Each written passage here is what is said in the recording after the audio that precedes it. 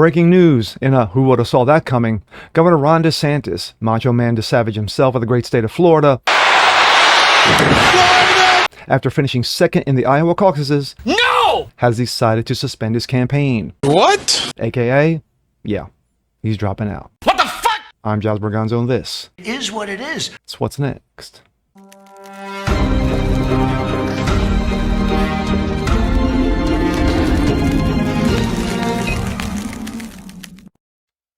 Hey, what's up, everyone? Giles Bergonzo, What's Next? Your daily dose, common sense, facts, and salt, because they're feeling good today on this Monday. Governor Ron DeSantis of the great state of Florida, after finishing second in the Iowa caucuses, has decided to suspend his campaign, aka he's dropped out, effective immediately. Now, what a lot of people would have thought 6 months ago would have been unimaginable, that a man who has done such phenomenal things in Florida could elevate those into the national scene. A lot of people thought, okay, well, it was just a matter of time, and also it was just going to be an easy transition from state to national. Well, forget about one thing. One, Donald Trump. Even with all the impending charges against him, indictments against him, you have the fake media constantly barraging him, yet barely touched Iowa. Maybe showed up maybe a half a dozen times, and that's at best. Excuse me, won Iowa decisively. So a lot of people thought that might have been the writing on the wall for Ron, especially after finishing second. A lot of people thought, well, something's about to go down. And down it did. And here we go. This is right out of Twitter. Greetings from Florida. The warmth of being home is a reminder why I've chosen public service. From joining the United States Navy and serving in Iraq, to representing the people in the U.S. Congress, and now serving as governor of Florida. And it reminds me why I decided to run for president, to fight for those who have been forgotten in this country. This is America's time for choosing. We can choose to allow a border invasion, or we can choose to stop it. We can choose reckless borrowing and spending, or we can choose to limit government and lower inflation. We can choose political indoctrination, or we can choose classical education. These choices are symptoms of the underlying struggle to ensure that constitutional government can endure and that Western civilization can survive. And we launched this campaign to bring accountability to government, regain sovereignty at our border, and restore sanity to our society. We cannot succeed as a country if we allow our nation to be invaded, our currency to be debased, our cities to crumble, and our kids to be indoctrinated. Facts. The DC elites who facilitated this mess do not care about you, and Facts. they do not work for you. They work for themselves. Facts. They seek to accumulate power at your expense to pursue an agenda that is harmful to the American people. Citizens do not serve politicians. It is the duty of politicians to serve you. Talk is cheap. Actions speak louder than words. Reversing the decline of this nation requires leadership that delivers big results for the people we are elected to serve. I have a record of leading with conviction, championing an agenda marked by bold colors, delivering on my promises, and defeating the people who are responsible for our nation's decline. Facts. That is the type of leadership we need for all of America. Now, over the past many months, Casey and I have traveled across the country to deliver a message of hope, that decline is a choice, and that we can, in fact, succeed again as a nation.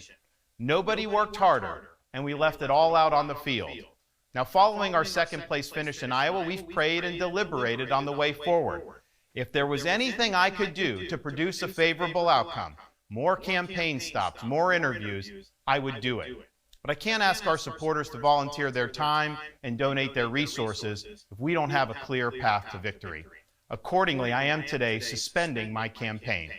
I'm proud to have delivered on 100% of my promises, and I will not stop now. It's clear to me that a majority of Republican primary voters want to give Donald Trump another chance. They watch his presidency get stymied by relentless resistance, and they see Democrats using lawfare this day to attack him. Truth. Well, I've had disagreements with Donald Trump, such as on the coronavirus pandemic and his elevation of Anthony Fauci. Trump is superior to the current incumbent, Joe Biden. That is clear. I signed a pledge to support the Republican nominee, and I will honor that pledge. He has my endorsement because we can't go back to the old Republican guard of yesteryear. a repackaged form of warmed-over corporatism that Nikki Haley represents. The days of putting Americans last, of kowtowing to large corporations, of caving to woke ideology are over. I thank all of our passionate supporters who have stood by us through it all. That we had people volunteer to come to Iowa in the middle of a blizzard to knock on doors and make phone calls touched us dearly. No candidate had more thrown at him, but no candidate had so many committed volunteers and staff.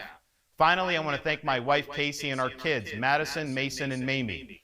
Casey's gone far above and beyond in her support for our campaign and for our cause. She's not only a great wife and mother, she's a great American who cares deeply about the future of the country that our kids will inherit. Our kids have seen and done a lot on the trail, from playing on the famed Field of Dreams baseball site in Iowa to making their first snowman in New Hampshire. They are one of the reasons we fight so hard for what we believe in. Winston Churchill once remarked that success is not final, failure is not fatal, it is the courage to continue that counts. While this campaign has ended, the mission continues. Down here in Florida, we will continue to show the country how to lead. Thank you, and God bless. My thoughts. Instant reaction. 6 months ago, if you would have asked me if this would have been an issue, I would have been like, no, absolutely not. There's no way I can see this man dropping out. He's crisscrossed the state. He's did what they call in Iowa, the full Grassley. Hit all 99 counties. The man bombarded himself in Iowa. I mean, there wasn't a place that you couldn't even turn your head and you wouldn't see Ron DeSantis in your face, only because that is what they do in Iowa, especially leading up to the caucuses. But it's one thing to win the caucuses. If Trump would have won by, say, 5 points, 8 points, a lot of people would be like, okay, all right, Ron's still in this. Okay, now we move on to New Hampshire. But when Trump won by 51% of those caucusing, that says a lot. That says a lot. But regarding Ron DeSantis, is that he has done a phenomenal job in Florida the last 4 years. And so I thank him for it. Of course, being from the Northeast, the state that I'm from, Maryland, yeah, I wish I actually had a governor a quarter of what Ron DeSantis is, and maybe our state will be just a little bit better. But anywho, you look at the man, what he's done over the last 4 years. Taking on big business, taking on big pharma, taking on big industry, and basically saying, guess what? We will not be regulated by you. We are not going to adhere to the woke mob. Especially when it came to COVID year. When it came to year, he took on COVID head on.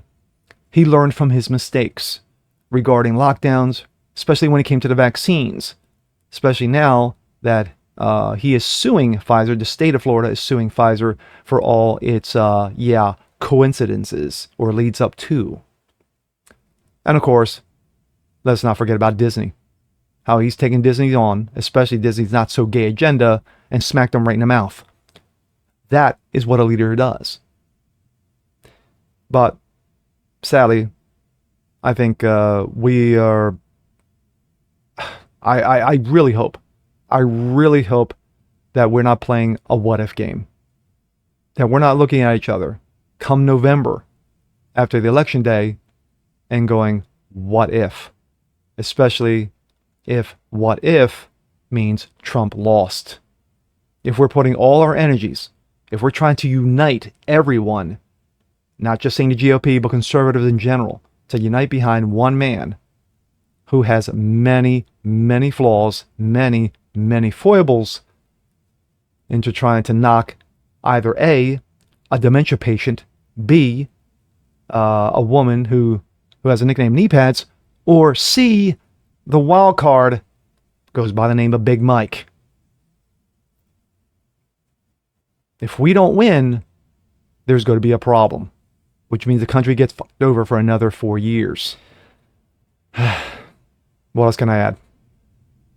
And then on top of it, Ron, being the classy gentleman that he is, of course, has endorsed one Donald J. Trump. I just wanted to get this out there.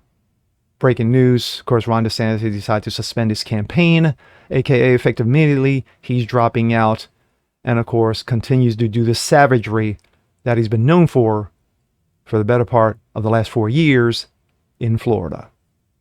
And with that being said, I'm Jazz Berganzo. This is What's Next. Want to see more like this, please leave a comment below. Like it, share it, subscribe to it, hit the notification bell so you guys never miss a thing. Continue to spread the word about the show. Continue to help the show grow. And we'll see you next time. Peace.